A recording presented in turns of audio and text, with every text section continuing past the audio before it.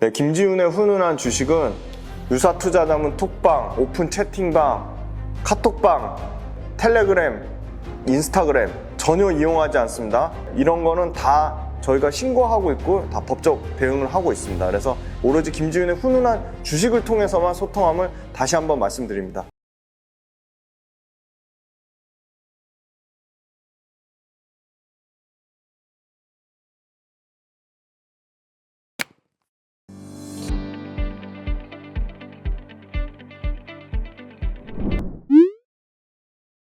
안녕하세요. 김지훈의 훈훈한 주식입니다. 오늘도 엄청 기쁘고 즐겁고 설레이는 마음으로, 설레이는 마음이 가장 큰 것 같습니다. 설레이는 마음으로 너무나 반가운 저희 팀원들을 만나러 왔습니다. 오늘 촬영 날짜 금요일이고요. 8월 25일입니다. 서두가 나름 괜찮다, 뭐 그렇게 지루하지 않다, 서두도 들을만하다. 그래서 최대한 댓글로 힘들어한다는 얘기는 최대한 줄이고, 정말 힘들면 말씀드릴게요. 저희는 가족이니까요.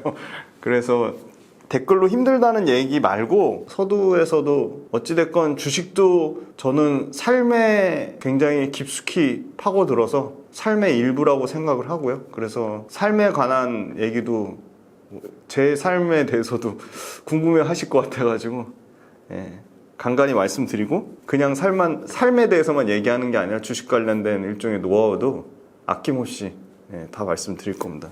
그리고 제가 그 눈 많이 가려워서 고통스러워하는 데 대한 굉장히 다양한 처방 관련돼서 너무 감사드립니다.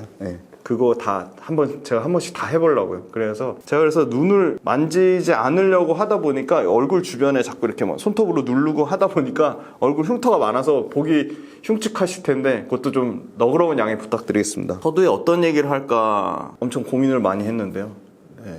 일단 주식 관련돼서 뭐 다른 방송에서도 말씀드린 적이 있지만, 기본적으로는 주식에 대해서 저는 재미를 느끼는 게 진짜 중요한 것 같아요. 일단 재밌으셔야 돼요. 그래야지 오래 하실 수 있거든요. 저희가 이게 원데이 투데이 하는 게 아니잖아요. 평생 죽을 때까지 친구처럼 함께 하셔야 되는데, 엄청 재밌게 하셔야 되는데, 재밌게 하시려면 과정을 즐기셔야 됩니다. 근데 너무 기쁘고 감사한 거는 댓글 보니까 저랑 같이 공부하는 게 지루하지 않다, 재밌다, 그리고 설명 괜찮게 한다, 그렇게 칭찬해 주셔가지고 진짜 몸둘 바를 모르겠습니다. 정말 감사합니다. 진짜 감사하게 생각하고 있습니다. 그래서 아무튼 공부하는 재미를 느껴야 되는데, 그럼 과정이 즐겨야 되는데, 그 과정이 즐거우려면 당연히 내가 산 종목이 사자마자 막 수익을 내면 좋겠죠. 근데 저는 수익이 안 나는 게 오히려 훨씬 더 도움이 많이 되고 더 공부가 많이 된다고 생각해요. 수익이 안 나는 기간을 통해서 저는 엄청나게 많이 배웠거든요. 그 시간이 절대 헛된 시간이 아니었고, 그 시간이 밑받침이 돼서 지금은 전업으로 투자자 생활을 하는 거고요. 구독자분이 오해하실 수도 있을 것 같은데, 지난번에 말씀드렸지만 이 유튜브는 저의 주 수입원이 전혀 아닙니다. 유튜브는 이제 소위 말해서 저를 도와주시는 분들이 많이 생겨서 그분들하고 쉐어를 하게 되면 전혀 유튜브는 제가 유튜브로 먹고 살 수는 없고요.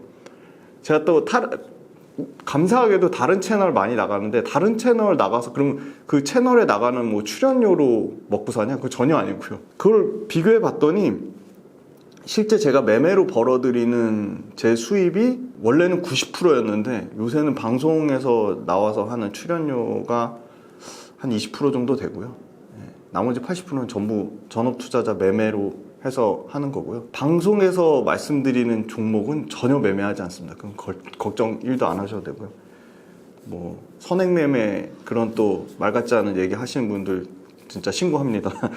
그래서 아무튼 그 전업으로 매매하는 거를 통해서 이거를 어떻게 하면 조금 공식화하고 루틴화할 수 있을까? 이걸 어떻게 조금 기법 이런 거 말고요. 주식 투자에 어떻게 적용해서 이걸 보신 구독자분들이 활용할 수 있을까? 일종의 매매 전략?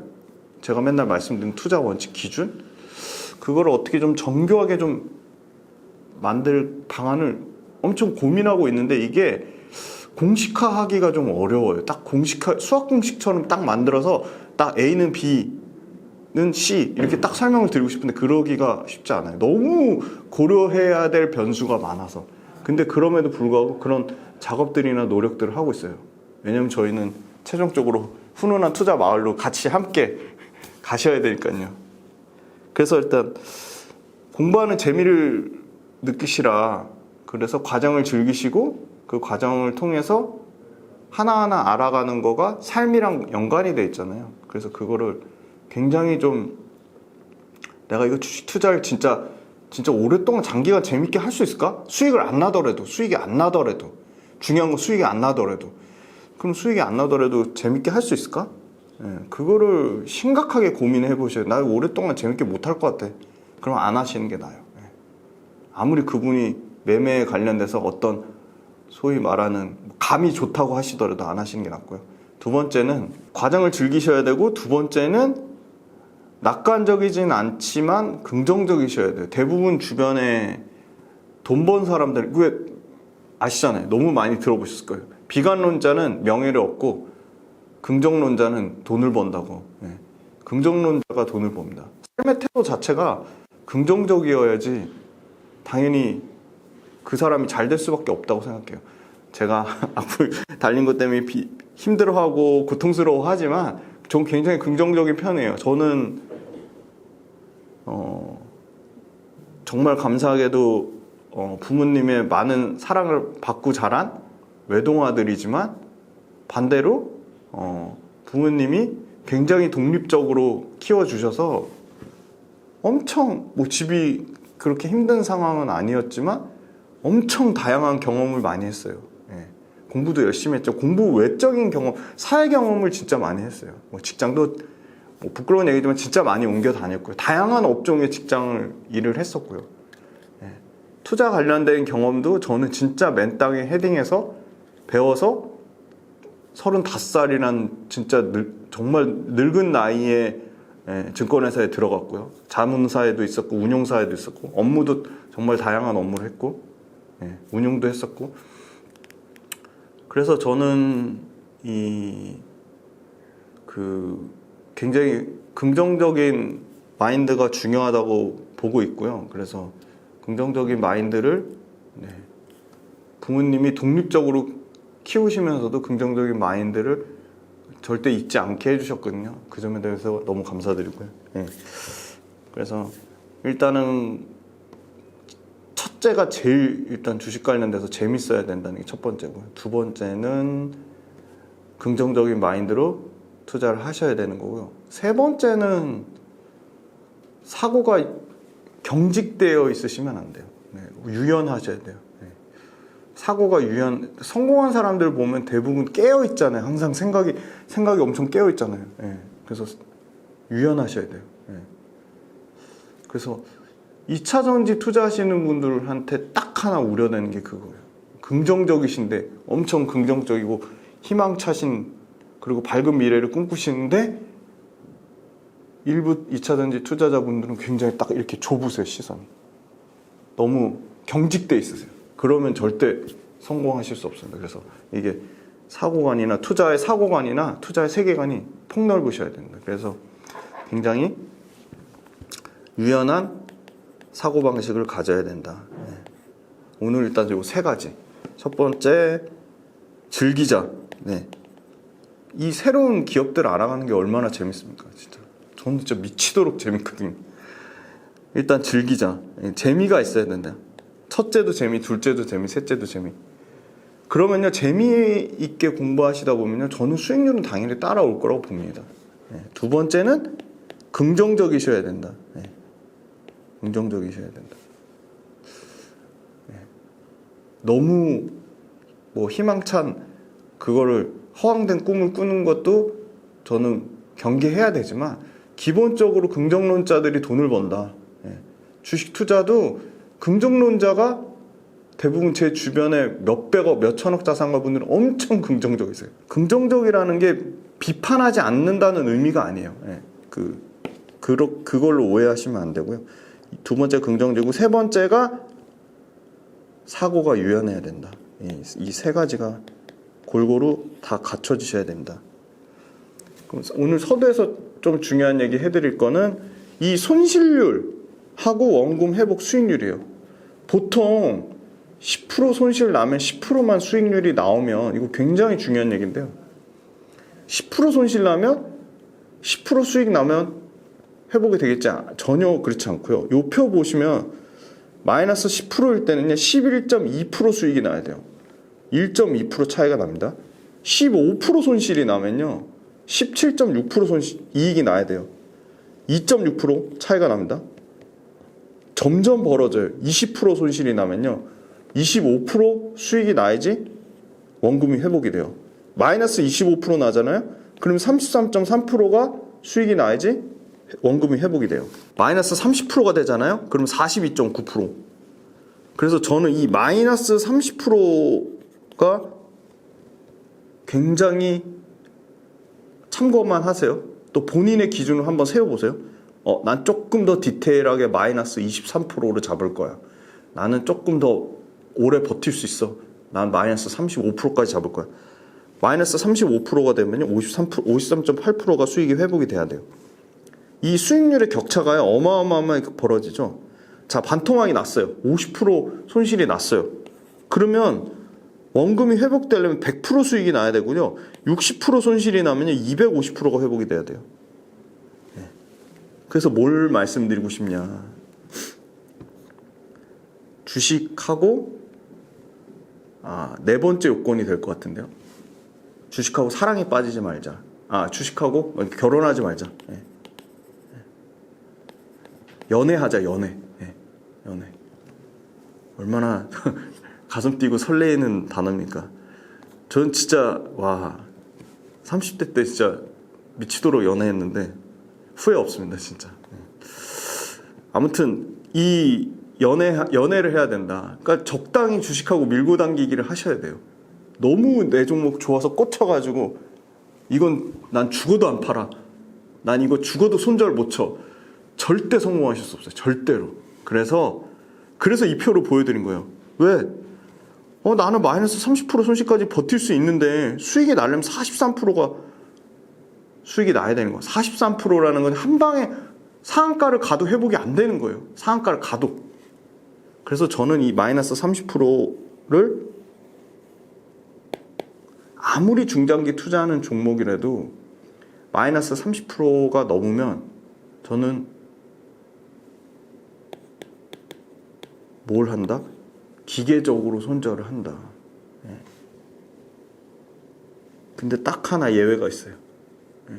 제가 정말 제 삶을 변화시킨 2차 전지는 조금 예외입니다. 2차 전지 일부 종목에 관해서는 더 손절 라인을 넓게 잡긴 해요. 그래서 투자를 장기간 오랫동안 재밌게 하시려면 이 마이너스 30%가 중요하다고 말씀드리고 손절을 두려워하시면 절대 주식 투자로 성공할 수 없다. 2차 전지는 조금 예외의 경우가 일부 종목에 한해서는 생길 수 있다고 말씀드렸는데 다른 종목들은요 그냥 기계적으로 손절을 합니다. 물론 저는 단기로 매매를 하기 때문에 손절 구간이 훨씬 더 짧습니다. 30%까지 당연히 기다리면 하루에 매매하는 금액이 크기 때문에 난리 나죠. 그래서 손절을 두려워하지 말자. 그럼 손절 기준을 어떻게 잡을 것인가를 해답을 요 표로 가져온 겁니다. 그래서 요 표, 자 원금 회복되는 데까지 수익률 마이너스 20%일 때는 25%, 마이너스 30%일 때는 42.9%, 마이너스 40일 때는 66.7%. 나는 그래도 42.9% 수익률 내는 거는 나는 충분히 가능해. 그러면 마이너스 30%까지 버티시는 거죠. 난 도저히 25% 이상은 수익 내기가 어려워. 그러면 마이너스 20%까지만 버티시는 거예요. 어떤 의미인지 아시겠죠? 내가 생각하는 기대 수익률에 따라 손실률도 정해진다. 이거 굉장히 논리적으로 추론하실 수 있어요. 제 기대 손실률은 어딜까요? 궁금하시죠? 저는 중장기 투자하는 것도 여기 표에서 계속 제가 마이너스 30%가 중요하다고 했잖아요. 요게 제 기준입니다. 제 핵심 노하우인데 다 알려드리겠습니다. 마이너스 30%. 그 다음에 제가 단기 투자 하잖아요. 한 달도 안 갖고 있는 거, 1, 2주 만에 갖고 파는 거. 그거는 몇 프로를 잡을까요? 요 퀴즈입니다. 요거 혹시 맞추시는 분 제가 선물 드리겠습니다. 댓글로 남겨주세요. 복이 없습니다. 딱 숫자로 맞춰주시면 선물 드리겠습니다. 자, 오늘도 엄청나게 재밌는 기업 분석 훈련소, 너무나 잘 아시는 네이버를 가져왔습니다. 네이버 요새 핫하게 잘 올라가더라고요. 네이버 목차 수익률 현황, 투자 포인트, 밸류에이션, 외국인과 기관의 수급 차트, 이것도 다 순서가 있다고 했죠. 왜 그렇죠? 투자 포인트가 펀더멘탈이에요. 이게 가장 중요하죠. 밸류에이션도 펀더멘탈이에요. 그죠? 그 다음에 수급, 그 다음에 차트. 수익률 현황은요, 항상 상대적인 비교가 중요하다. 지수 대비? 왜? 펀드 매니저는 항상 벤치마크라는 게 있어요. 코스피 지수가 될 수도 있고, 코스닥 지수가 될 수도 있고, KRX 헬스케어 지수가 될 수도 있고. 왜? 지수 대비 초과 상승 하는 걸 안정적으로 수익률 보여주면 그분은 계속 장기 투자자로 롱런 하실 수 있는 거예요. 근데 지수보다도 떨어지는 수익률이 난다? 그럼 그냥 펀드나 ETF를 사시는 게 나아요. 코스피가요, 요거 또 숫자 가지고 또 틀리다고 얘기하신 분, 제가 보는 기준이랑 여러분들이 보는 시점이랑 당연히 다를 수 있어요. 제가 요렇게 신경 많이 씁니다. 10시, 아침 10시 기준이에요. 당연히 종가랑 다릅니다. 코스피가 13.2%, 코스닥이 34%인데 네이버가요, 양방향 미디어 서비스에 포함이 되어 있어요. 이건 네이버 분류 기준입니다. 근데 평균이 형편없죠. 마이너스 10%고요. 평균 수익률이. 고점 대비 현재 주가 하락률은 마이너스 67%예요. 디어유가 수익률 가장 좋았고요. 35%.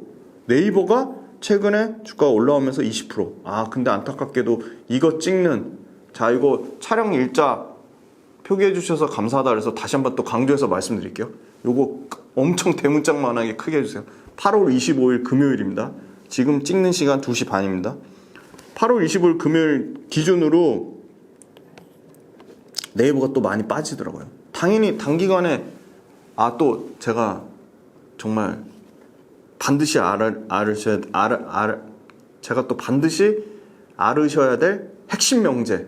주가는 항상 상승 뒤에 조정이 있다. 상승 뒤엔 무조건 조정이 있다. 주가는 상승 뒤에 무조건 조정이 있다. 요것만 명심하셔도 절대 실패 안 하실 거예요.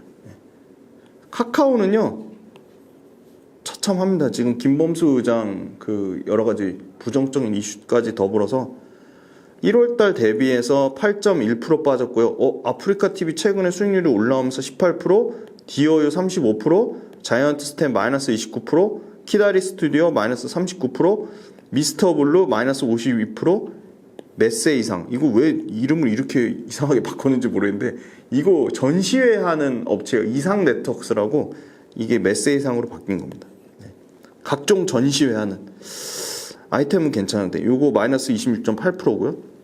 네이버가 최근에 주가 올라와서 20%대인데 고점 대비는 53% 빠졌어요. 엄청 많이 빠졌어요. 그래서 네이버가 물론 고점 대비 많이 빠졌다고 다 주가가 올라가는 건 아니지만 밸류에이션 부담은 없네? 그럼 한번 우리가 살펴볼 수 있는 거죠.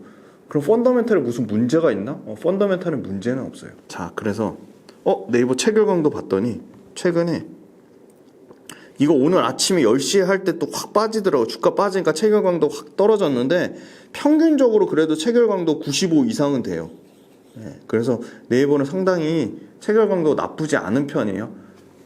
100이라고 말씀드렸어요. 100보다 크면 매수세가 강한 거고요. 100보다 작으면 매도세가 강한 건데 매도세가 강한 건 아니에요. 왜냐? 네이버 수급 보시면 이따 확인해 드릴게요.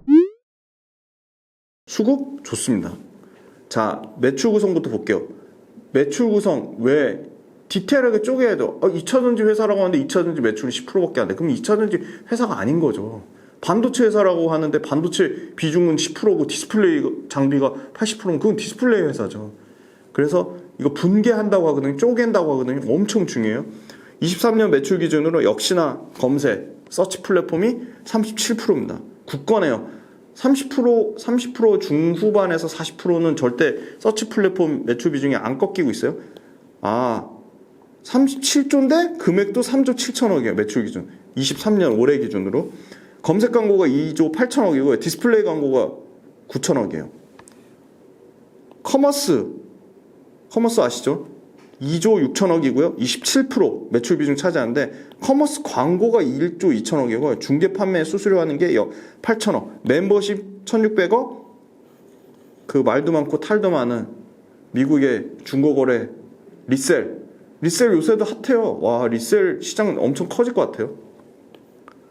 젊은 MZ 세대들도요 리셀 많이 하죠.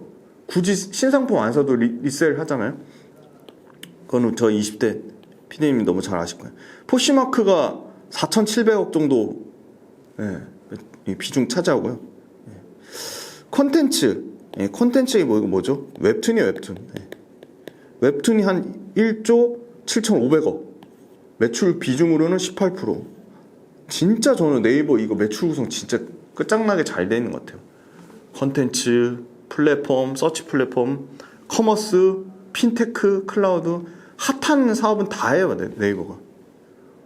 웹툰이요 1조 5천억이에요. 어마어마하죠. 얘네 또 스노우 또 인수했잖아요. 스노우가 1,200억. 그 다음에 핀테크 뭐죠? 네이버페이. 요게 1조 4천억 4,300억. 비중은 14%. 와. 클라우드 국내 또 클라우드 네이버가 1등이요. 한 4,200억 정도. 비중 4%. 그럼 내년에 어디가 제일 많이 성장할까? 와. 역시나 핀테크가 제일 많이 성장. 저는 콘텐츠인 줄 알았는데 콘텐츠가 성장률이 좀 둔화됐어요. 그거는 약간 리스크 요인이에요. 네이버 웹툰에 대한 기대감이 엄청 크거든요. 근데 웹툰 지금 잘하고 있어요. 미국하고 일본하고 유럽하고 중국에 진출해 있거든요. 지금 콘텐츠가 11% 성장하고요. 성장률로는 핀테크가 제일 좋네요. 네이버페이 요게 27%. 커머스 굳건하죠. 커머스가 25%. 서치 플랫폼은 지금 거의 성장이 없어요. 5%. 그래도 다행인 건 역성장은 아니에요. 5% 성장해요. 클라우드 생각보다 많이 성장 못하네요. 10%. 네, 이렇게 돼 있다. 자, 영업이익 구성을 볼게요. 요거는 키움증권 레포트를 참조했습니다. 네이버 쇼핑이요, 마진율이요, 와, 엄청나게 좋아집니다. 올해 9.7%에서 내년에 13%, 25년에 16.7%에서 26년 되면요 20.8%. 이렇게 네이버도 구조적으로 성장하고 개선이 돼요. 일본 이커머스 뭐예요 이거? 제트홀딩스. 요게 35% 마진이, 와, 엄청나죠. 내년에 39.8%, 26년에 거의 50% 마진. 와, 엄청나네요. 네이버 웹툰은요 계속 적자예요. 근데 적자폭을 엄청나게 줄이고 있어요. 지금 올해는 3.2% 마이너스인데요. 내년에 1.3%. 굉장히 낮네요. 이 영업이익률이. 25년에 7.2%, 26년에 12.7%까지 늘어나요. 2분기 실적 나왔거든요. 네이버. 전년 대비 18% 증가했어요. 2조 4,079억. 잘 나왔어요. 실적 안 나빴어요. 그죠? 그렇게 말도 많고 탈도 많은데 실적 좋아요. 전년 대비 이익률은 11% 계산한 3,727억. 저는 이익률이 중요하다고 보는데요. 이익률 15.8%. 자, 이익률 왜 중요할까요? 상대적인 비교를 또 해봐야죠. 카카오의 이익률이 몇 프로일까요, 여러분? 네이버랑 별 차이 없을 것 같죠? 엄청 차이 납니다. 2배 넘게 차이 납니다. 자, 카카오 이익률 한번 볼까요? 항상 상대적인 비교 명심해 주세요. 네. 자, 요거 양방향 미디어 실적 증가. 카카오요 6.1%예요. 네. 형편없죠. 반도 안 되죠. 그러니까 네이버가 상대적으로 월등히 카카오보다 매력적으로 볼 수밖에 없는 거죠. 그러니까 둘 다 주가가 빠졌어요. 네이버도 박살났고 카카오도 박살났어요. 고점 대비 50% 빠졌어요. 그럼 둘 다 빠졌으니까 둘 다 매력적일까요? 아니죠. 상대적인 밸류에이션의 가치, 상대적인 매력들을 항상 비교를 해봐야죠. 그래서 네이버는 2분기 실적 잘 나왔다. 그 다음에 제일 마지막으로 경기 나빠지면 뭘 줄이죠? 광고 다 없애잖아요. 예능 없어지고. 근데요, 진짜 재미난 거는 광고 없애도요, 네이버의 검색 광고로 가장 마지막에 광고주가 없어요. 왜냐? 효과가 제일 좋거든요. 네이버 검색 광고가. 그렇게 뭐 네이버 빅테크한테 뺏기는 거 아니야? 막 부정적인 얘기 하잖아요. 그래도 네이버 검색 광고는 굳건해요. 자, 여기 보시면 2분기 기준으로요, 검색 광고 아무리 경기 둔화돼도요, 광고 주수, 네이버랑 광고로 맺는 광고 주수는요, 전년 대비 61% 증가했다니까. 2분기 기준이에요. 2분기 기준. 3분기에는 더 늘어날 수도 있고 줄어들 수도 있어요. 걸어액이 아닌데, 와, 이거 제가 새벽에 잠 안 자고 자료 만들으니까 그 자료 엄청 공들여서 만드는 거니까 그거 가만 좀 해주세요. 커머스 거래액이 2분기 기준으로 15%. 네이버 성장률 꺾였다, 네이버 성장 못한다, 그게 아니에요. 그래서 숫자를 디테일하게 쪼개보면요, 성장을 한다니까요. 네이버 커머스 거래액이 2분기 기준으로 15% 성장을 하고 있어요. 지금 2분기가 성수기도 아니에요. 네. 광고는요, 보통 4분기에 많이 집행을 해요. 네. 서치 광고는 디스플레이 광고는 하반기가 성수기예요. 근데 커머스 광고가요, 지금 추천 광고 고도화하고 있어요. 이 추천 광고 고도화하는 게 어떤 의미냐면, 쉽게 말하면 검색을 디테일하게 해주는 거예요. 그러니까 클라이언트가 단어만 입력하는 걸로 네이버가 인식하는 게 아니고 문장화 해가지고 문장으로 하면 거기서 더 키워드가 더 많이 나오고 더 정교하게, 이 유저가, 이 엔드 유저가, 이 클라이언트가, 광고주가 이런 거를 타겟팅해서 고객한테 맞춤한 커스터마이징한 광고를 해주는 거, 그거예요. 그게 추천 광고 고도화, 이 서비스를 네이버가 해가지고 문장하는 거예요. 문장. 단어가 아니라 문장하다 보면 그 중에 키워드가 여러 개 뜨는 거죠. 그게 6%씩 성장을 하고 있고요. 핀테크, 아까 핀테크가 내년에 27% 네이버 전체 성장에선 가장 크다고 했죠. 결제액이요, 꾸준히 증가하는데요, 21% 증가해요.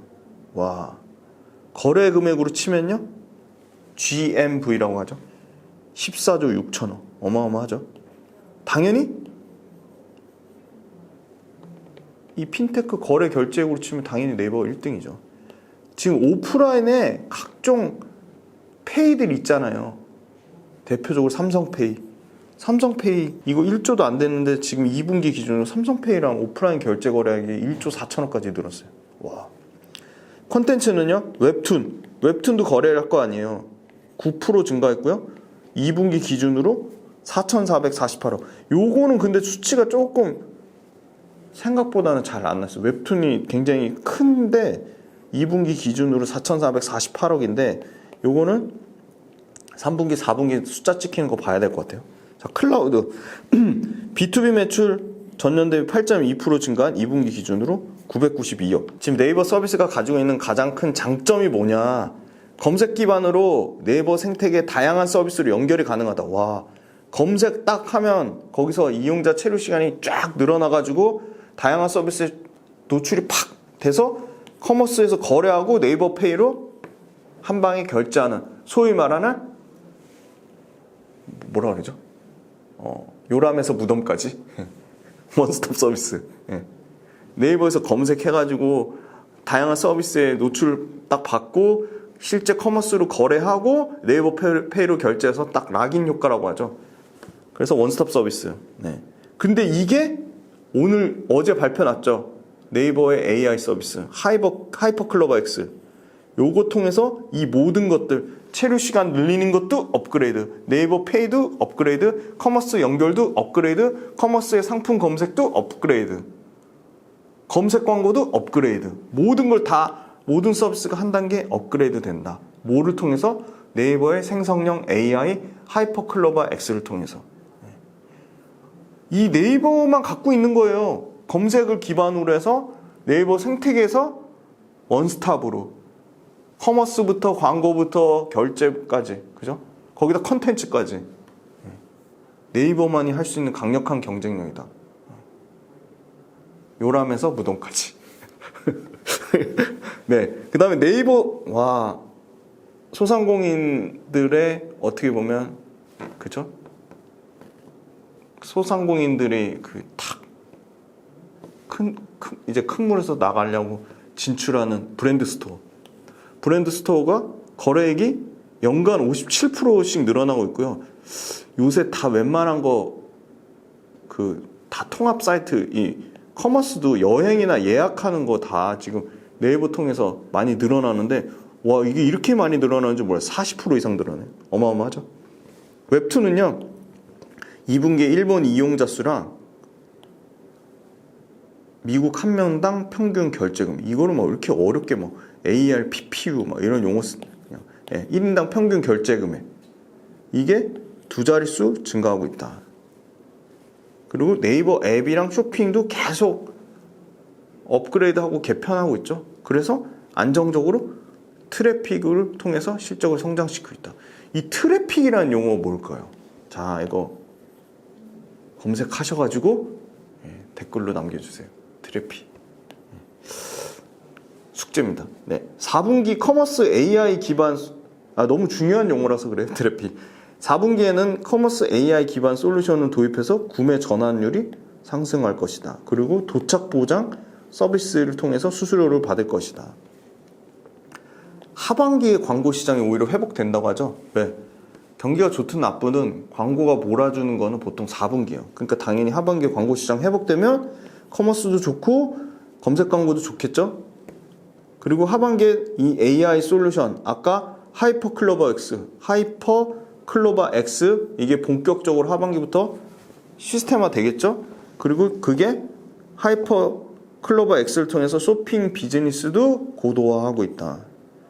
그리고 웹툰 쪽에서 이 로어 올림푸스 그리고 비질란테 이게 엄청 대작이래요. 웹툰 대작 이게 하반기에 프로젝트가 나올 가능성이 있다 이렇게 보고 있습니다. 그리고 이제 조금 구체적으로 요거 관련돼서 좀 그 네이버 자회사 설명드리고 그리고 마치겠습니다. 자, 크림이 말 많죠. 네이버 이상하게 약간 중고거래 엄청 좋아하는 것 같아요. 이거 뭐 포시마크도 중고거래, 크림도 중고거래. 근데 무시하면 안 되는 게 크림 거래액이요. 연간 1조 7천억이에요. 어마어마하죠. 포시마크부터 먼저 말씀드리면 포시마크가 1분기까지 적자인데 작년까지 적자인데 올해 드디어 흑자 바뀌었고 이제 흑자가 확대되고 있어요. 그죠? 이 포시마크 인수하려고 8억 달러니까 얼마죠? 약 1조죠. 1조 넘게 돈을 엄청 들였죠. 근데 그 중에 이미 대출 이미 절반을 상환했대요. 어떻게? 비핵심 돈 안 되는 투자 자산 4천억 유동화하고 연말에 4천억 추가 또 유동화 해가지고 전체적으로 재무 개선하고 포시마크 인수 비용을 줄인 거죠. 빚 갚은 거죠. 왜?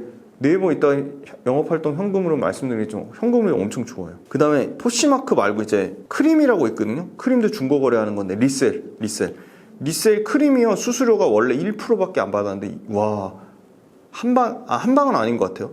이거 8%까지 늘려놨어요. 그래서 이 크림 때문에 들어가는 적자가 1000억대가 넘었는데 861억으로 대폭 감소했고 이게 500억대 이제 200억대 이렇게 기하급수적으로 적자폭이 감소될 걸로 보고 있어요. 그러면 적자폭이 감소되는 순간 포시마크하고 크림이 네이버의 이익단에 반영되는 게 상당히 커지겠죠. 당연히. 왜? 포시마크도 그렇고 크림도 그렇고 마진율이 좋아요. 지금 현재 적자라서 그렇지. 3분기는요 광고랑 커머스가 비수기이긴 한데 4분기에 경기 회복을 떠나서 4분기고 광고 집행하는 계절적 성수기거든요. 그래서 4분기는 광고 커머스 매출이 늘어날 수밖에 없다. 이 하이퍼 X 이따 더 자세히 설명드릴 건데 이게 얼마나 재밌냐면 결국은 고객 맞춤이에요. 고객 맞춤 AI 솔루션인데 쇼핑, 광고, 그죠? 그 다음에 뭐 컨텐츠, 커머스 다 적용이 되는 거예요. 이미 검색어에 AI를 활용해서 네이버가 지금 다음 검색어를 예측하는 시스템을 하고 있고요. 스마트 블로그를 하고 있고요. 웹툰에 AI를 통해서 이 웹툰 작가가 선호하는 그림체를 웹툰이 추천해요. AI를 통해서.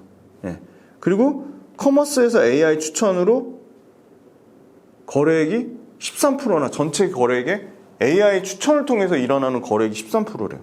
예. 이거 다 투자했잖아요. 포시마크 1조, 크림. 이게 2017년 이후 1조 넘게 투자한 게 결국은 이제 이익으로 회수가 돼야 되잖아요. 어떻게? 포시마크 흑자, 그 다음에 크림, 적자폭 축소돼서 크림도 흑자 전환되는 거. 그렇게 투자, 회수하는 모습을 보여줄 거다. 그래서 1분기에 포시마크가 분기당 거래액은 6천억이고요. 매출이 1,200억씩 발생해요. 근데 리세일 시장 무시하면 안 되는 게 이유가 있어요. 여기 있죠. 인플레 때문에 실질 소득이 감소하고, 그죠? 패스트 패션, 예. 그 다음에 모바일 구매, 다 요새는 휴대폰으로 하잖아요. 그리고 패스트 패션, 예. 그리고 AI 기반으로 다 개인화되고 있죠. 예. 그래서 2022년 170억 달러로 42% 성장했고요. 성장폭이 약간 둔화되지만 27년까지 420억 불이에요. 420억 불. 와.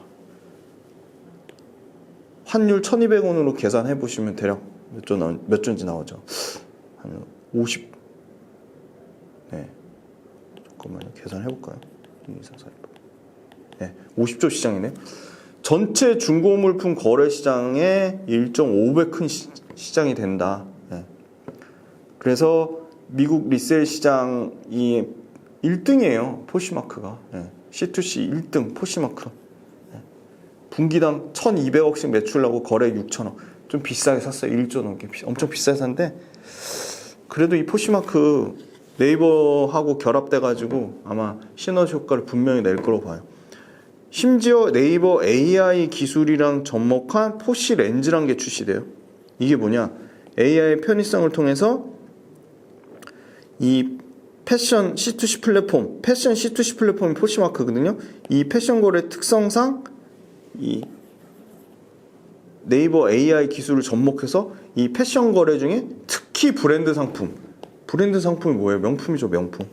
명품을 추후 이 포시마크를 통한 핵심 성장 동력으로 네이버의 커머스 거래 중에 이 명품 비중이 상당히 포시마크를 통해서 브랜드 상품이 상당 부분 차지하기 때문에 중고거래, 명품도 중고거래 하더라고요. 그죠?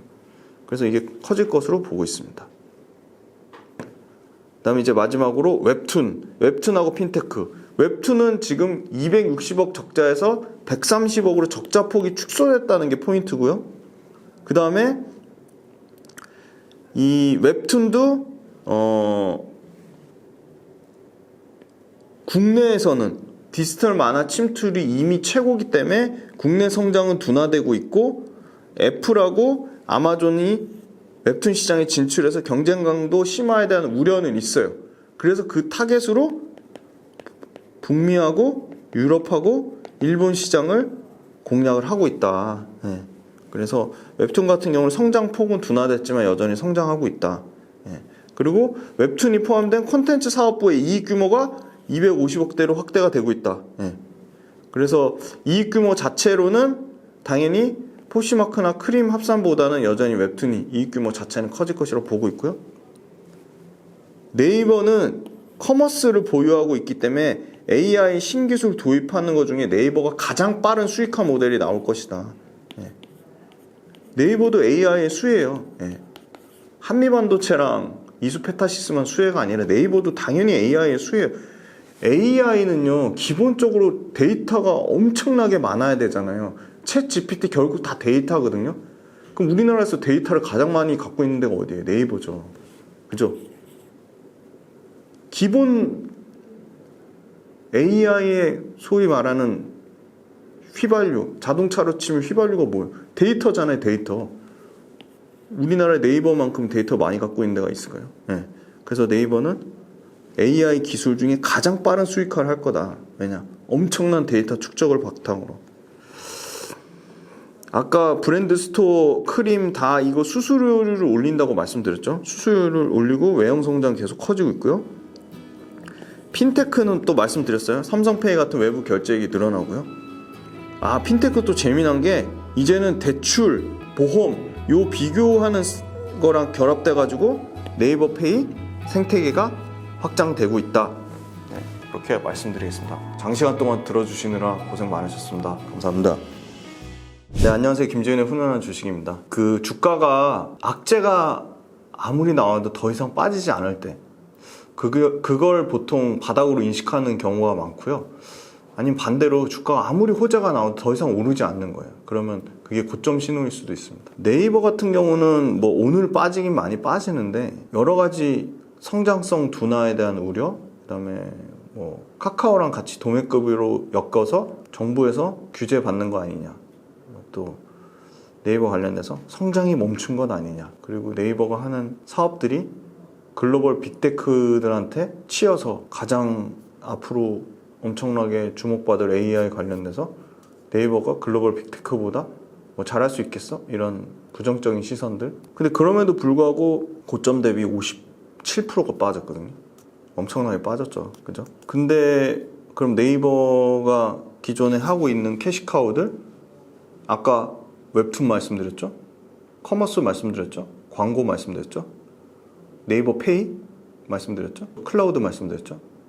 다 성장은 하고 있어요. 물론 카테고리별로 성장률이 다소 둔화되는 것도 있어요. 웹툰은 엄청 기대를 많이 했는데 성장률이 다소 둔화되는 반면이 있고, 생각보다 네이버 페이, 핀테크는 올해보다 내년 성장률이 27%. 핀테크는 생각보다 성장률이 엄청 크죠. 그 다음에 그렇게 광고 경기 나빠서 광고 줄일 거라고 하는데 말씀드리잖아요. 네이버의 서칭 광고, 물론 디스플레이 광고는 8% 정도 줄었어요. 서칭 광고 안 줄었고요. 서칭 광고는 광고주들이 가장 효율적으로 생각하는 광고 아이템이라고 보고 있기 때문에 가장 예산을 줄이더라도 네이버의 검색 광고는 가장 마지막에 줄여요. 그래서 네이버의 검색 광고 생각보다 줄지 않고 있다. 심지어 성장률이 빵이다, 역성장할 거라는 거랑 다르게 네이버의 검색 광고도 올해보다 내년에 6% 성장에 나옵니다. 이건 가장 레포트 중에 보수적으로 잡은 걸 본 거고요.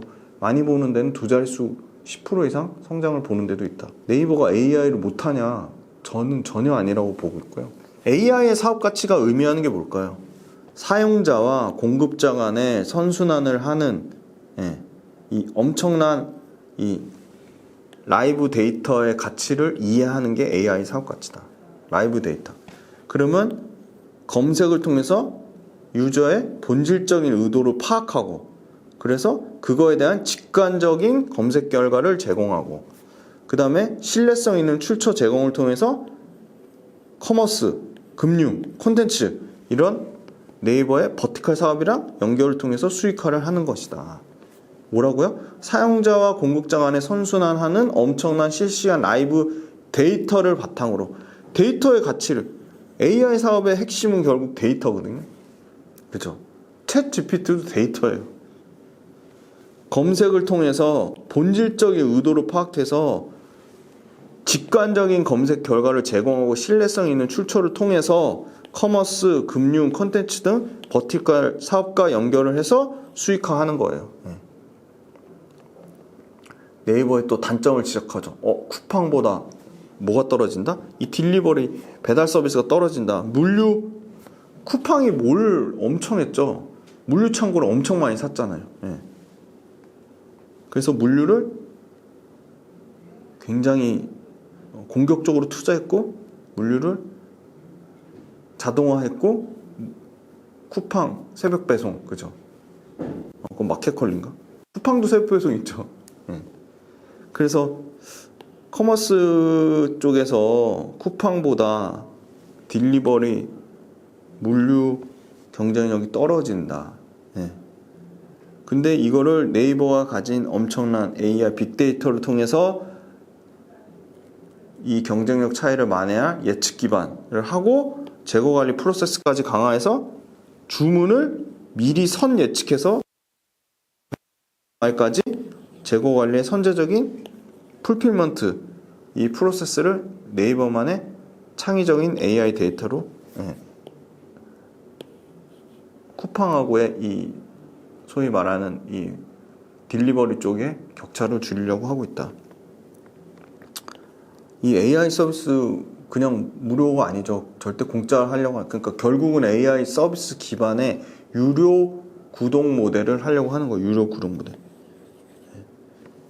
생각보다 네이버 플러스 멤버십 회원이 적지 않습니다. 나쁘지 않아요.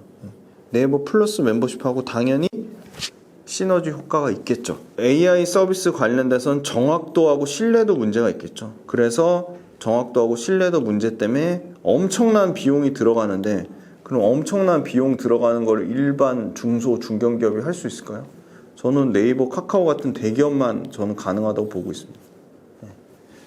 그래서 네이버, 카카오 같은 회사들이 당연히 AI 빅데이터 시장도 일단 뭐 국내 시장에서는 거의 계속 독점하지 않을까 그렇게 보고 있고요. 이 API 서비스 시장에서 글로벌 기업들하고 직접 경쟁을 하는데, 그러면 직접 경쟁할 때 그 AI 관련돼서 한국어로 번역해서 하는 거는 전체 비중 중에 0.1%도 안 되는 수준이라서 구글이나 그죠? 아마존이나 또 어디죠? 구글, 아마존, 마이크로소프트나 이런 데가 국내 시장을 신경을 쓸까요? 전 전혀 안 쓸 것 같거든요. 그래서 오히려 국내의 한국어 서비스가 얼마나 압도적일지, 한국어 서비스. 우리는 국내에서 시장 승부를 걸어야 되니까. 그 다음에 이 B2B에서 얼마나 경쟁력이 있는 상품을 만드는지가 핵심인데, 한국어 서비스, B2B 경쟁력 다 네이버가 국내에 원탑이다. 최근에 AI 추천을 통한 쇼핑 구매가 6월달 기준으로 전체 거래액의 이미 13%를 넘었고요. AI 추천한 글로벌 웹툰 클릭수가 30% 이상이 초과됐고요. 팝하고 번역이 AI를 통한 그 팝하고 번역이 2억 건 넘게 초과됐어요. 그만큼 이미 네이버 전체 이 서비스와 관련돼서 AI 서비스가 깊숙이 침투해 있고 굉장히 효율적으로 효과가 좋다. B2B 쪽에서는 쇼핑 상품 추천하고 다양한 언어의 챗봇 서비스에 AI 콜 서비스, 문자 생성, 음성 합성 서비스가 이미 상품화로 판매하고 있고요. 광고비에 대한 매출 비율. 네. 그러니까 당연히 광고 매출이 증가하겠죠? 이유는 뭐다? AI로 클라이언트의 최적화된 커스터마이징 솔루션을 제공하니까. 그리고 가장 네이버가 커스터머 소비자 입장에서 락인 효과라고 하죠. 잘 돼 있으니까 락인 효과가. 모든, 그죠? 검색부터 구매부터 결제부터, 그죠? 검색, 콘텐츠, 구매, 결제, 그죠? 광고, 모든 게 다 원스톱으로 가능하니까. 쇼핑, 여행, 콘텐츠 판매, 구매 이런 게 네이버의 이 AI 서비스를 통한 합리적 의사 결정으로 당연히 거래액은 증가할 수밖에 없다. 그래서 B2B AI 서비스는 당연히 확대가 될 거고요. B2B 서비스가 확대되면 성장성과 수익성이 모두 증가한다. 국내에서 가장 많은 데이터, 이게 핵심이죠. 그래서 네이버 주가가 굉장히 부진했던 이유가 챗GPT 점유율이 올라가면 곧바로 네이버 검색 점유율이 하락한다. 그 실제 네이버 검색 점유율이 하락했다는 수치도 나왔고요. 챗GPT가 엄청 뜨니까 네이버에 대한 여러 가지 부정적인 이슈가 나왔어요. 물론 인정합니다. 구글, MS가 네이버보다 데이터의 질, 데이터의 양, 하드웨어 인프라, 인력 측면에서 네이버보다 우위다. 그럼 당연히 구글하고 MS랑 차별화된 부분이 있어야 될 거 아니에요. 네이버가 살아남으려면 챗GPT의 점유율을 방어하는 서비스에 네이버는 집중할 건데, 한국어에 특화된 아니 구글하고 MS 이 챗GPT 이거 써보셨으면 아실 거예요. 얼마나 오류가 많은지. 한국어에 특화된 특정 서비스, 특정 제품에 특화된 버티컬 AI에 집중할 거다. 어디가? 네이버가 한국어에 특화된 특정 서비스, 특정 제품. AI 관련된 매출은 이미 나오고 있어요. 근데 분기당 100억 미만. 그래서 전체 매출의 0.02% 정도밖에 안 돼요. 네이버 전체 매출. 이제 시작인 거죠. 그죠? 그래서 일단은 AI를 통한 직접적인 매출 증가보다 이게 중요한데요. 서비스 전반에 거친 어떤 거요? 인프라, 기술 인프라. 유저 인게이지먼트라고 하는데 기업이 고객과 직접적이고 의미 있는 관계를 구축하고 유지하기 위해서 사용하는 모든 활동, 이거를 높이는 기반 인프라, 기반 기술을 쓰겠다는 거예요. 그래서 그게 유저 인게이지먼트가 딱 정착이 되면 장기적으로 티켓 광고, 맞춤형 검색, 쇼핑 고도화에 따라서 매출이 당연히 늘어나고, 이후에는 이제 파파고 같은 거 유료화하고, 그죠? 유료 모델로 가는 거죠. AI 솔루션 B2B로 판매를 하고, 그래서 AI가 당연히 네이버 수익에 기여를 할 것이다. 그럼 챗 GPT는 다른 데서 데이터를 다 가져오잖아요. 데이터가 다 돈이잖아요. 엄청난 비용이 들어가는 거예요. 근데 네이버는 이미 데이터가 다 있죠. 기존의 검색으로 통한 데이터, 쇼핑으로 통한 데이터, 엄청난 네이버 블로그를 통한 데이터, 그죠? 그리고 이미 개발한 네이버의 클로버를 통한 데이터, 그 다음에 네이버 또 뭐 있죠? 데이터 센터도 갖고 있죠. 와, 다 갖고 있어요. 네이버야말로 데이터의 끝판왕이다. AI의 쌀은 뭐다? 데이터. 네이버는 뭐다? 데이터의 끝판왕. 깔끔하게 정리가 되시죠. 그래서 챗 GPT와 다르게 비용이 당연히 적게 될 수밖에 없다. 하이퍼클로버 X를 공개했는데요. 이게 뭐냐? 챗 GPT랑 유사한 대화형 AI 서비스 클로버 X가 있고요. 그 다음에 검색용 AI 검색 서비스인 생성형 AI 기반, 이게 두 가지가, 대화형 AI랑 생성형 AI, 그죠? 이게 뭐라고 되어 있냐면요. 보시면 하이퍼 클로버 X의 매개 변수는 빅테크들의 LMM이 거대 언어 모델이에요. 그거에 비해 뒤떨어지지 않는 몇 개요? 2040억 개. 2040억 개로 성능에 대한 경쟁력을 기대하고 있다. 거대 언어 모델에 비해 뒤떨어지지 않는 2040억 개의 매개 변수를 갖고 있다는 거예요. 특히 이게 포인트죠. 여러 개의 언어가 아닌 한국어만을 집중적으로 합성시켜서 국내 서비스의 품질이 빅테크에 뒤떨어지지 않을 것이다. 한국어만 집중해야 돼. 그래서 이미 소카 너무 잘 아시죠? 스마일게이트 아시죠? 한컴, 한글과 컴퓨터, 다수의 스타트업들이랑 이미 제휴를 하고 있다. B2B 이미 하고 있다. 네이버가요, 이 이미지랑 텍스트를 결합한 멀티 검색을 통해서 개인 맞춤형 상품 노출을 보편화하고 있는데요. 이 이미지 텍스트를 결합한 멀티 검색, 이걸 통해서 실제 구매 전환하는 비율이 3배 이상 올라갔대요. 구매 전환 비율. 당연히 그렇겠죠. 멀티 검색을 통해 완전 개인 맞춤형이니까. 그래서 네이버 CEO가 주주서한을 통해서 제4의 전환기다. 제4의 전환기. 뭐가? 생성형 AI 시대가. 제4의 전환기, 생성형 AI 시대에 네이버 경쟁력 강화 계획을 발표했는데요. 첫 번째, 하이퍼클로버 X를 통해서 검색을 고도화하겠다. 이 고도화하겠다는 게 결국은 커스터마이징 하겠다는 커스터마이징. 최적에 맞춤화 하겠다는 거예요. 커스터마이징 이거 철자 맞죠? CUSTOMIZING. 핵심 어플리케이션의 경쟁력을 강화하겠다. 비즈니스 및 창작 생산성을 극대화하겠다. 맞춤형 AI 솔루션을 기업들에게 제공하겠다. 그리고 생성형 AI를 네이버 플랫폼에 적용해서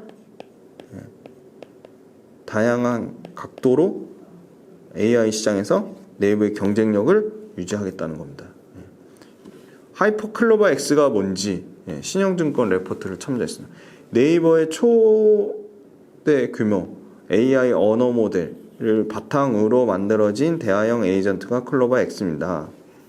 네이버 고유의 기술과 방대한 검색 데이터가 결합돼서 니즈에 맞는 기존의 거대 언어 모델의 한계인 사실을 왜곡하거나, 그죠? 적시성이 떨어지거나 정의하지 않은 정보를 제공하는 등의 단점을 보완했다고 합니다. 그래서 이게 하이퍼클로버 X가 검색, 커머스, 광고, 클라우드, 웹툰이랑 콘텐츠 산업 전반에 적용해서 소비자, 구매자, 개발자, 기업 모두 편의성이나 업무 효율성을 올린다고 합니다. 그죠? 그래서 어떤 게 있냐면 검색 서비스 Q, 그 다음에 창작자를 위한 새로운 스마트 에디터 클로버 for 라이팅, 그죠? 기업의 사내망하고 기업 사내망하고 연동하는 맞춤형 클라우드 서비스를 제공하는 뉴로 클라우드 for 하이퍼 클로버 X. 이렇게 새로운 상품들이 나온다. 이걸 조금 디테일하게 설명한 유진증권 레포트를 보시면 검색 특화 AI 서비스 Q는 사람처럼 검색 답변이 가능하대. 우리 챗봇 같은 거죠. 버티컬 서비스랑 연동돼서 입체적인 답변을 제공하고 11월에 네이버 검색으로 통합 적용되고요. 클로버 스튜디오는 뭐다? 고객사 전용 거대 언어 모델, LMM이 거대 언어 모델이었죠. 그래서 이게 뭐냐면 코딩 없이, 특별한 코딩 없이 생태계랑 서드파트 서비스를 연결해주는 기능이 있고 해당 기업의 데이터를 활용해 특화된 언어 모델을 개발하는 튜닝 기능을 갖고 있다고요. 그 다음에 세 번째 프로젝트 커넥트 C는 기업의 뭘 향상시켜요? 생산성 향상을 위한 AI 플랫폼으로 디자인, 코팅, 자료 탐색, 문서, 스케줄 조율 등의 기능을 수행하는 거고 분산된 업무 환경을 통합형 생산성 제고를 목적으로 한다고 합니다. 자, 네이버 쇼핑의 방향성은 이건 NH투자증권을 참조했는데요. 검색 플랫폼, 스토어, 스마트 스토어, 페이먼트 플랫폼.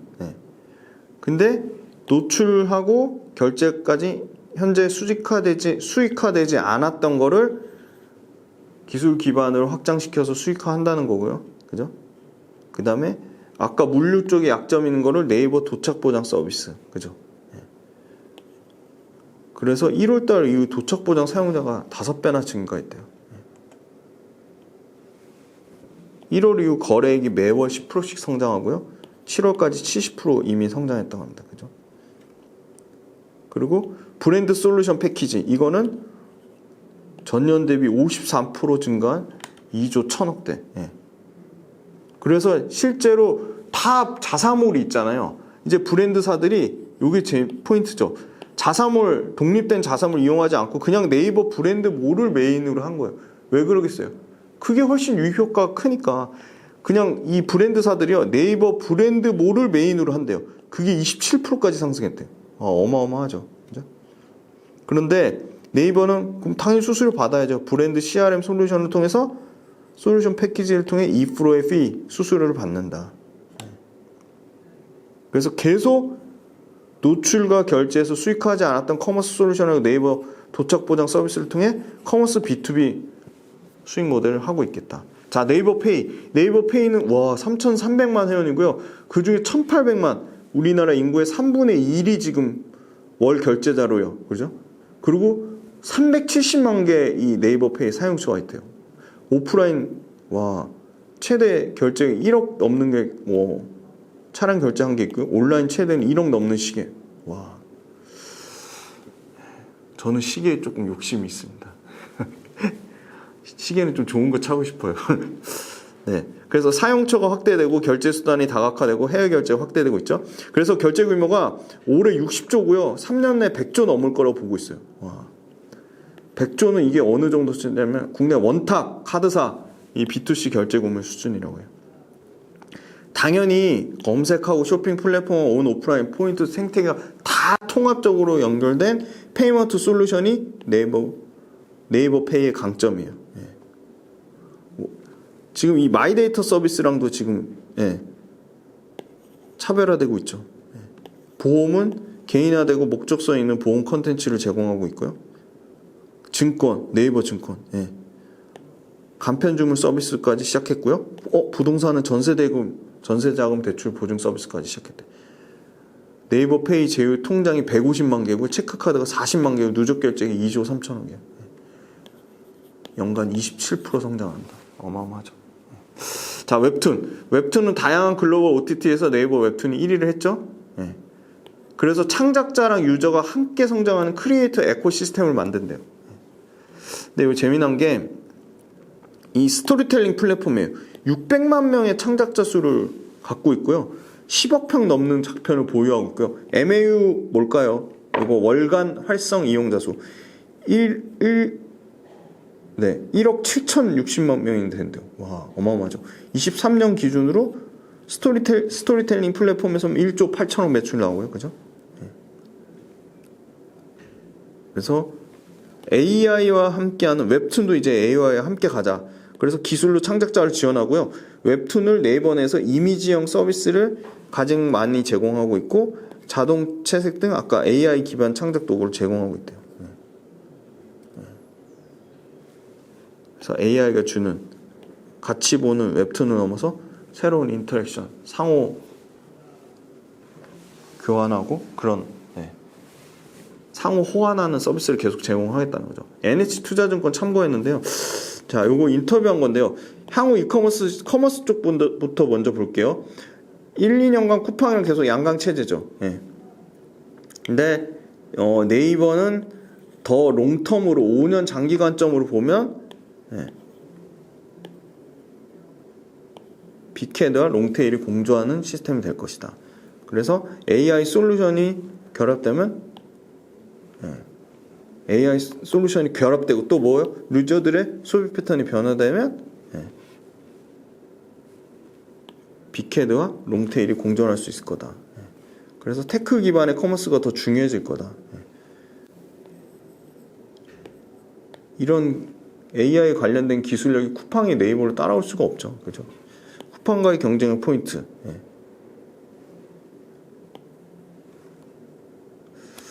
자, 라스트 스마일 배송이 있어 단점이 있는데 AI로 인해 물류 효율화가 가능한가?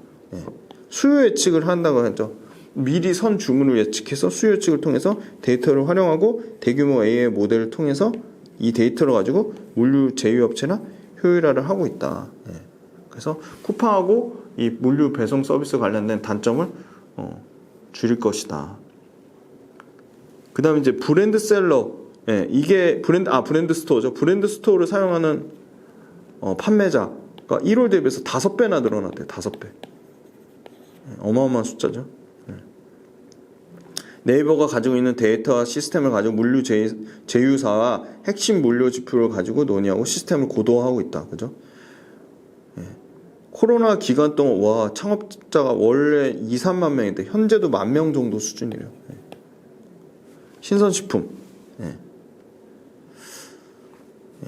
신선식품 쪽 소고기, 돼지고기를 배송하는 업체들도 자발적으로 도착 보장 서비스에 들어오는 경우가 늘어나고 있대요. 그래서 확장이 되고 있죠. 지금 브랜드 솔루션 쪽은 전체 거래 대금이 10%인데 이것도 커지고 있다. 그리고 브랜드 침투율도 계속 올라가서 전체 거래 대금이 계속 올라가고 있다. 영업 이익률 지금 15.5%인데 이거보다 개선된 16%를 목적으로 하고 있고 장기적으로는 20%까지 한다고 해요. 그죠? 그리고 이 AI 매출 제트홀딩스 일본 쪽 검색 쇼핑 서비스랑도 시너지 효과, 그래서 이익률 상승을 기대하고 있다. 클로버엑스는 아까 계속 말씀드렸죠. 한국에서 특화된 산업을 하고 있고 한국 데이터를 학습하고 있어서 한국에서 당연히 더 우위를 보일 것이다. 그래서 한국 시장에 특화된 모델이다. 그렇게 보고 있습니다. 그리고 AI는 결국 데이터인데 비용이 엄청나게 많이 들어갈 건데 이미 기업체 쪽에서 AI 네이버랑 협업하는 기업체에서 비용을 대겠다. 그래서 엔터프라이즈 쪽 시장에서 기업들의 네이버랑 함께하는 기업들의 적극적인 투자가 있을 것이다. 그래서 B2B를 보고 있다. 그렇게 보고 있고요. 자, 일본 제트홀딩스 도입 가능성. 토종 LMM을 만드는 것이 가장 효율적임. 그리고 일본은 소프트뱅크가 정부 보조금을 통해서 LMM을 만들고 있다고 합니다. 그렇죠? 자, 생성형 AI를 쓰면 블로그나 카페 같은 커뮤니티 기능이 떨어지는 거 아니에요? 블로그에 다양한 글들이 올라오면 검색해서 결과물을 만드는 선순환 구조를 만들었는데 생성형 AI도 당연히 스마트 에디터라는 걸 통해서 AI를 활용해서 보완하는 기능을 할 것이다. 한국어 데이터를 주로 학습하는 네이버가 해외로 나가는데 어려운 부분이 있는 것은 아닌지 좋은 질문인 것 같아요. 지식과 지능을 구별한다고 해도 지능과 지식을 완벽하게 떼놓을 수는 없다. 그죠? 그래서 지역별로 차별적인 투자가 유효하고요. 그래서 네이버가 가지고 있는 거대 언어 모델 시스템에 대한 프로바이더를 제공하고 네이버 클라우드만이 가지고 있는 뉴로 클라우드를 활용하면 다른 지역으로도 확장은 가능할 것이다. AI 관련된 현재 비용상은 인건비가 아니라 대부분 장비 비용이라고 합니다. 장비 비용. 근데 이미 학습된 부분은 현재 된 GPU를 가지고 활용이 가능하다. 그리고 B2B를 과금 체제를 진행하고 있어서 크게 문제는 안 되고 있다. 비용 관련돼서는. 네, 그렇습니다. 그리고 네이버도 결국 AI를 접목해서 B2B가 계속 성과가 나오고 있고 클라우드랑 B2B를 통해서 이 AI에 대한 수요를 계속 확인하고 있다. 네이버도 이렇게 말씀드릴 수 있을 것 같습니다. 네, 2부 장시간 동안 들어주셔서 감사합니다. 네, 안녕하세요. 김지훈의 훈훈한 주식입니다. 자, 네이버는 최근에 기관 수급이 급격하게 좋아지고 있습니다. 그리고 네이버가 속한 카테고리 양방향 미디어 서비스에서 가장 매출과 이익 규모가 큼에도 불구하고 매출과 이익의 증가율, 실적 증가율이 꾸준히 역성장 없이 잘 유지가 되고 있습니다. 세 번째, 네이버는 상대적인 밸류에이션에서 비싸지 않은 수준이다. 네 번째, 네이버의 재무 구조는 굉장히 탄탄하다. 다섯 번째, 네이버는 아까 여러 가지 글로벌 빅테크와 부정적인 비교 이슈에도 불구하고 주가가 더 이상 안 빠지는 견조한 모습을 보여줬을 때 악재가 더 이상의 악재는 아니다. 네이버는 차트에서도 반등하는 모습을 긍정적인 차트의 모습이 나와주고 있다. 네, 그렇게 말씀드리면서 네이버 본격적으로 한번 3부 시작해 보겠습니다. 네, 첫 번째, 자, 네이버는 다양한 이 AI 관련된 상품이 지금 나오죠. 예. 이것도 내 증권사 레포트를 참조했습니다. 인공지능 플랫폼 클로버. 이 클로버 인터페이스를 통해서 보이스, 컨버세이션, 비전, 레커멘드, 추천, 신경지능망, AR을 통해서 컨텐츠, 서비스, IoT. 예. IoT 뭐죠? 사물 인터넷. 예.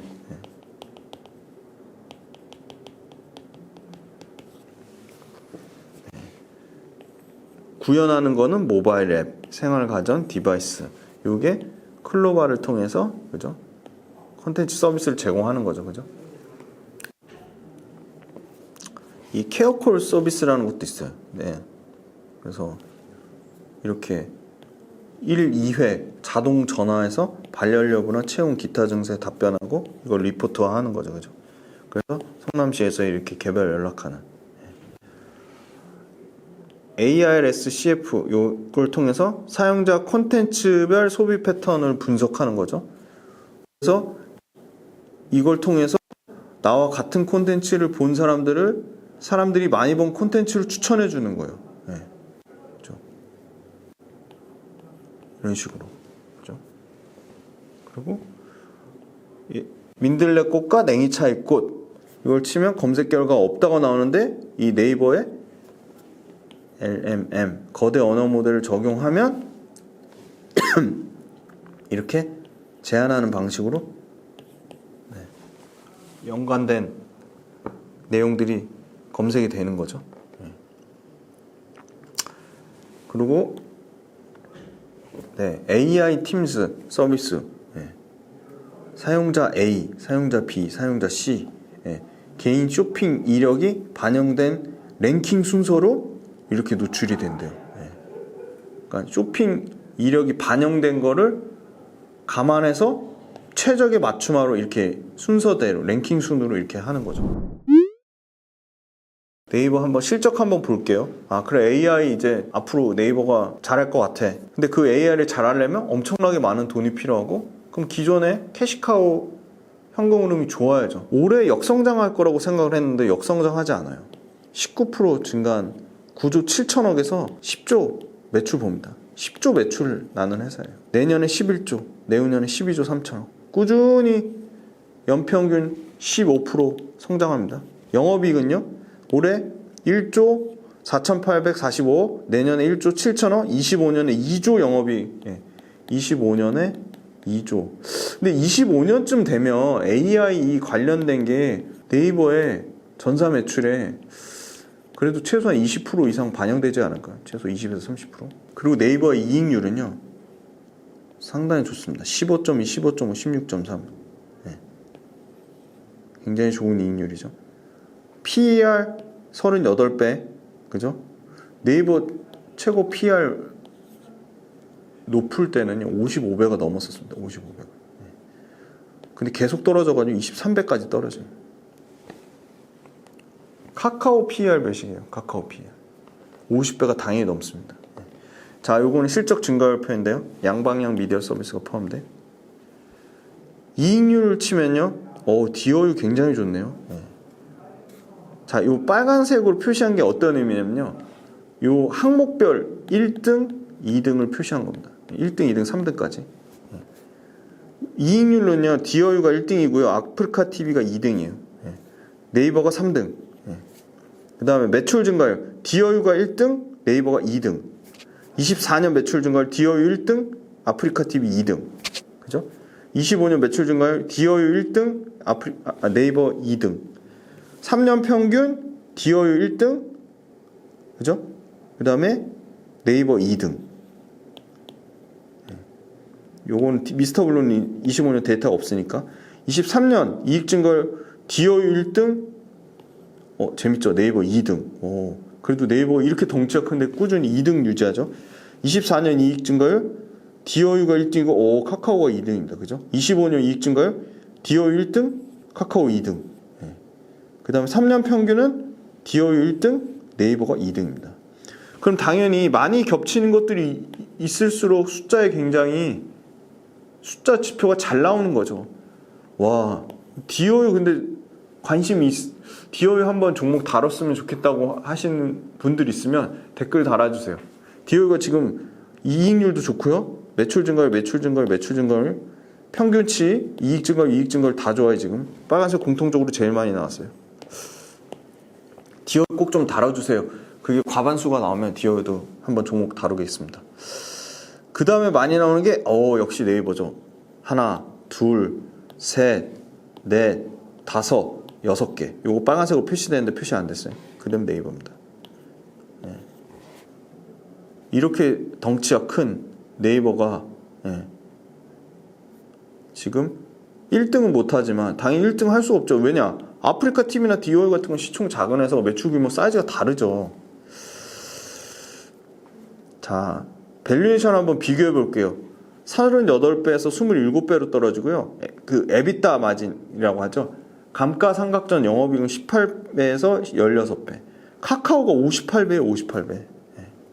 카카오 그렇게 주가가 빠졌는데도 이익에서 엄청난 격차가 나니까 게임이 안 되는 거. 아프리카 TV 싸네요. 11배. DOU 싸진 않아요. 그러니까 매출 이익 규모 대비 DOU 30배네요. 근데 DOU도 21배까지 떨어지죠. 키다리 스튜디오 같은 거 79배. 평균이 43배고 25배인데 네이버는 당연히 밸류에이션 오히려 할증을 줘야죠. 국내에서 가장 빅데이터가 많은 회사고 가장 AI 관련돼서 가장 수혜를 많이 받을 회사인데, 그죠? 근데 24년 PER 기준으로 그냥 평균 정도 수준이에요, 그죠? 24년 가도 카카오랑 PER이 이렇게 차이가 많이 나요. 24년 가도 카카오가 이익이 24년 엄청 좋아지는데도 불구하고 42배고 네이버는 27배. 그러니까 밸류에이션 싸다, 부담이 없다.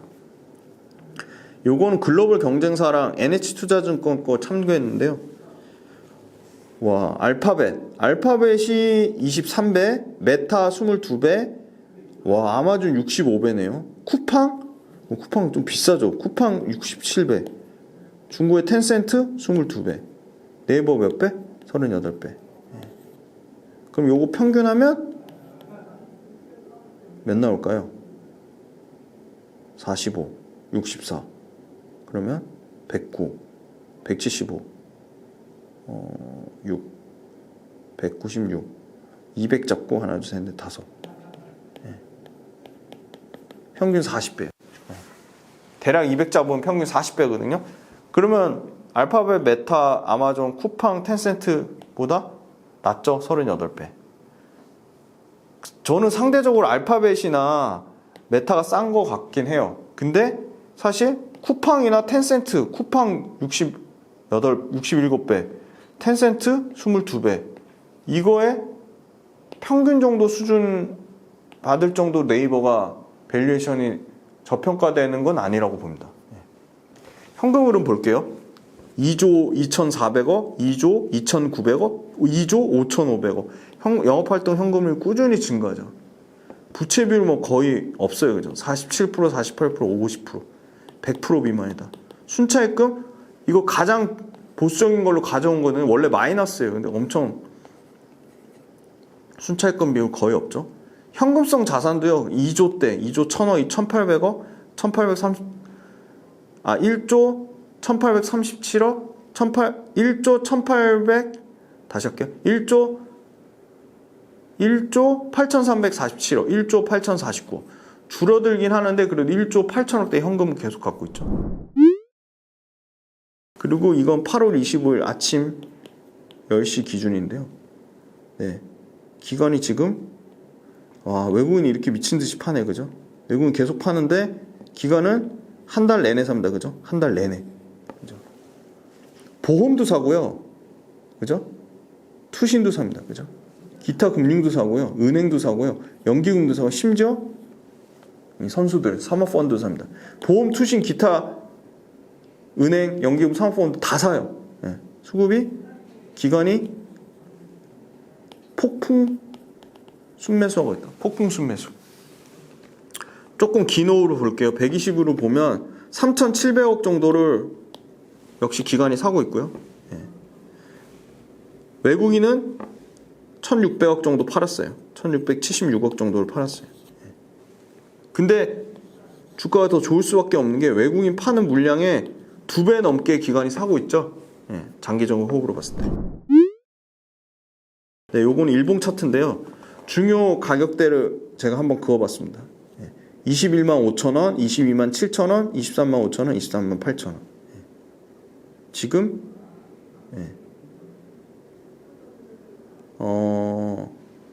지금 이평선이 이렇게 붙어 있잖아요, 그죠? 그리고 어제 상승 나오고 지금 오늘 주가가 빠졌는데 저는 이제 바닥권에서 좀 올라오는 추세라고 보고 있어요. 왜냐? 기관이 이렇게 역대 지금 가장 많은 수준으로 매수를 하고 있죠. 누적 순매수. 근데 외국인 매수는 거의 바닥이에요. 주봉에서는 의미 있는 가격대가 23만원, 26만 9천원, 30만원, 34만 8천원, 37만 9천원, 42만 1천원이다. 저는 이제 아마 어제 거래량이 많이 늘어났죠. 거래량이 늘어나는 거는 이건 바닥권이잖아요. 바닥권에서 이렇게 거래량 늘어나는 건 굉장히 좋은 신호라고 봅니다. 뭐 주봉상에서도 여전히 뭐 아직 이 소위 말하는 전고점을 돌파를 못했죠. 전고점을 돌파하는지 추세를 지켜봐야 될 것 같고 의미 있는 가격대를 말씀드렸습니다. 그리고 월봉상의 중요 가격대는 23만 6천원, 28만 9천원, 34만원, 39만 8천원. 근데 일봉상의 중요 가격대랑 주봉상의 주봉 가격대랑 겹쳐요. 만약에 주봉상의 중요 가격대랑 월봉상의 중요 가격대랑 겹쳐요.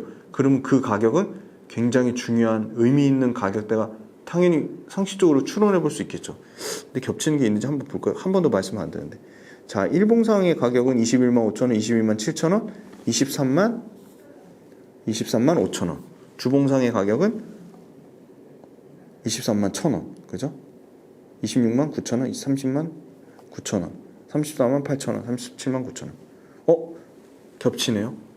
월봉상의 가격 23만 6천원이랑 일봉상의 가격 23만 5천원이 겹치네요. 그죠?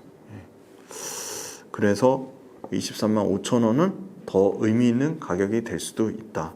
네, 그렇게 말씀드리겠습니다.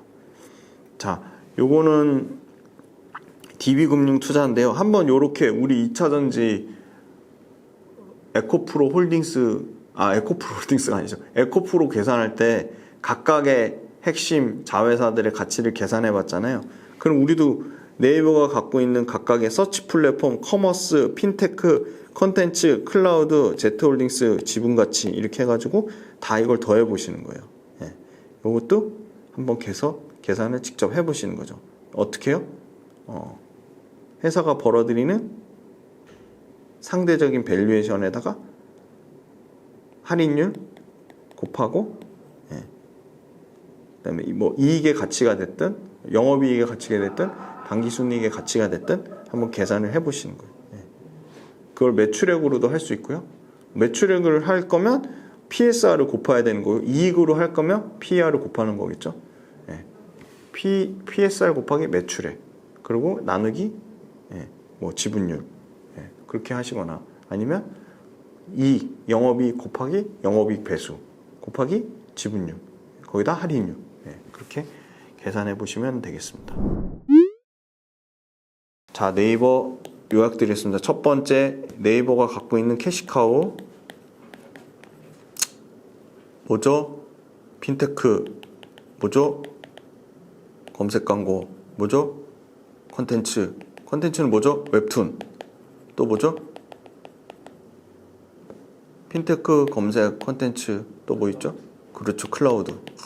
역시 성장이 멈춘 게 아니다. 성장률은 둔화됐지만 성장하고 있다. 뭐가 제일 성장하죠? 핀테크 27%, 검색 광고 6%.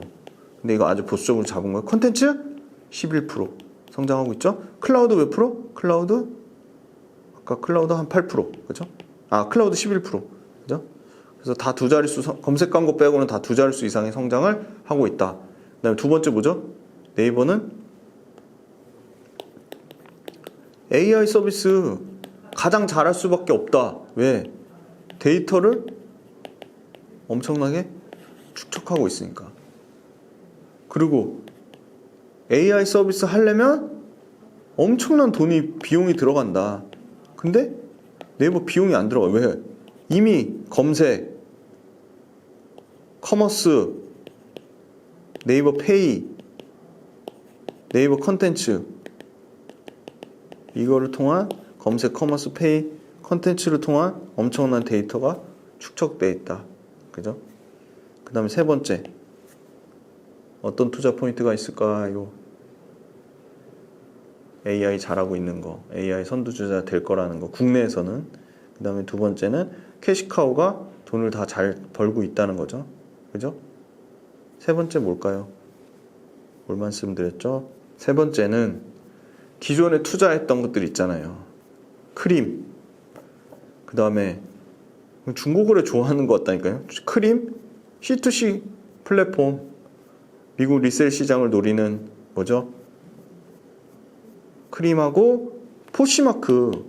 크림하고 포시마크만 1조 넘게 투자했는데, 와, 크림이 이제 분기당 거래액이 1조 7천억, 그죠? 그 다음에 포시마크가 분기당 거래액은 6천억이 넘고 매출은 1200억. 포시마크 적자였는데 흑자 전환됐다니까. 이제 네이버 이익에 반영이 되겠죠. 크림도 적자 폭을 엄청나게 축소했다. 근데 크림은 재미난 게 뭐다? 수수료율이 1%였는데 8%까지 기하급수적으로 늘렸다. 그리고 미국 중고거래 시장이 얼만큼 성장한다고요?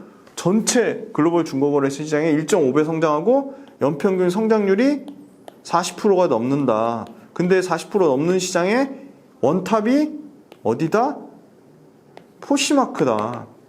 그러니까 포시마크 비싸게 산 거 인정해요. 1조 넘게 비싸게 산 거 인정하는데 포시마크랑 크림이 네이버의 새로운 성장 동력이 될 거다. 심지어 포시마크 때 땡겼던 자금, 1조 넘는 자금 중에 절반 이상을 이미 비유형 자산으로 갚았다. 그리고 네이버는 상대적으로 쿠팡에 비해서도 너무 저평가다. 또 뭐 있죠? 네이버는 다른 카카오에 비해서도 너무 저평가다. 밸류에이션 부담이 없고 현금으로는 굉장히 잘 돼 있고 매출과 이익이 꾸준히 15% 이상 성장한다. 그래서 당연히 플랫폼 회사 중에 투자를 하면 네이버가 원탑일 수밖에 없다. 그래서 지금 굉장히 중요한 가격대를 나타내고 있고 여러 가지 글로벌 빅테크에 찜쪄져서 악재가 쏟아지고 있음에도 불구하고 네이버가 주가가 안 빠지고 견조하게 버티고 있다는 거는 물론 오늘 주가는 빠집니다. 또 오늘 주가 뭐 6, 7% 빠지는데 그 얘기 하시는 분 있을 것 같아서 오늘 주가는 빠지지만 네이버의 중장기 성장성에 대해서는 변함이 없고 그거는 분명히 존경하신 서재영 대표님 말씀하신 기업의 주가를 만드는 건 기업이다. 그래서 주가를 만드는 기업 측면으로 봤을 때는 네이버는 굉장히 탄탄하다. 그렇게 말씀드리겠고 마지막으로 네이버는 카카오랑 다르게 지배구조가 굉장히 투명하다. 경영진이 아주 잘 돼 있다. 그래서 네이버는 계속 업데이트 해드릴 거예요. 네이버는 계속 우리나라 그 코스피 시가총액이 굉장히 큰 축을 담당하고 있기 때문에 원래 3등까지 올라갔다 지금 10등 밖으로 밀려났죠. 그래서 너무 안타깝고 그래서 네이버는 그래도 제가 여태까지 말씀드린 종목 중에는 가장 주가 위치가 부담스럽지 않은 수준이다. 또 절대 사시라는 얘기 아닙니다. 절대 제발 사지 마세요. 제발 뜯어 말릴 거예요. 사지 마세요. 주가 수준 자체는 가장 부담이 없다. 그래서 네이버가 잘 돼야 됩니다. 그래서 네이버가 잘 돼야지 소상공인도 잘 되고 네이버가 갖고 있는 여러 B2B 비즈니스를 하는 회사들이 다 잘 됩니다. 그래서 오늘 네이버 좀 말씀드릴 게 너무 많았어요. 그래서 신나서 또 얘기했고 또 재밌게 들어주셨을 거라 믿습니다. 장시간 동안 너무 고생 많으셨습니다. 감사합니다.